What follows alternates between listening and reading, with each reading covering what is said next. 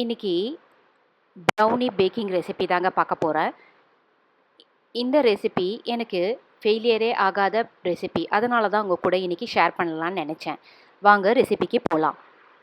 இதுக்கு முதல்ல தேவையான இன்க்ரீடியன்ஸை நான் டிஸ்கிரிப்ஷனில் தரேன், செக் பண்ணி பார்த்துக்கோங்க.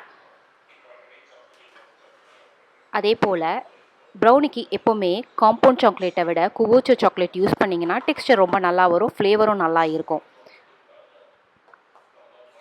சாக்லேட்டையும் பட்டரையும் மெல்ட் பண்ணி தனியாக எடுத்து வச்சுக்கோங்க. அதுக்கப்புறமா ட்ரை இன்க்ரீடியன்ஸை கொக்கோ பவுடர், மைதா, ஒரு பிஞ்ச் ஆஃப் சால்ட்டு அதையும் நல்லா ஆட் பண்ணி தனியாக எடுத்து வச்சுக்கோங்க. மெல்ட் ஆன சாக்லேட்டோட கொஞ்சம் வெஜிடபிள் ஆயிலையும் யூஸ் பண்ணிக்கோங்க. முட்டையோட பவுட்ரு பண்ண சுகரையும் சேர்த்து நல்லா ஃப்ளஃபி ஆகிற அளவுக்கு பீட் பண்ணிக்கோங்க.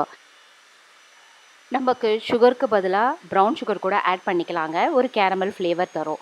அதே போல் காஃபி மிக்சரும் போட்டிங்கன்னா ஃப்ளேவர் இன்னும் நல்லா இருக்கும். ப்ரௌனிக்கு எப்போவுமே பேக்கிங் பவுடர், பேக்கிங் சோடா போடக்கூடாது. எல்லா இன்க்ரீடியன்ஸும் ரூம் டெம்பரேச்சரில் இருந்தால் இன்னும் டெக்ஸ்சர் நல்லா வரும்.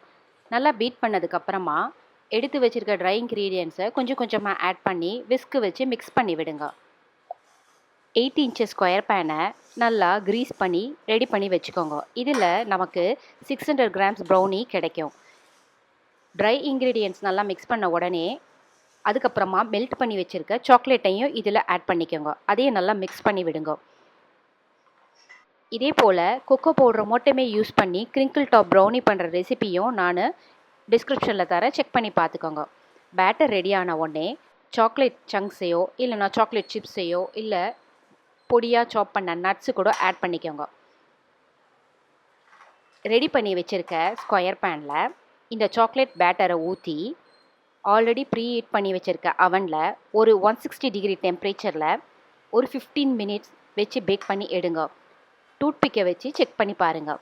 டூத்பிக்கை கொஞ்சம் க்ரம் கோட்டாக ஒட்டிட்டு வந்துச்சுன்னா பர்ஃபெக்டாக பேக் ஆகிருக்குன்னு அர்த்தம்.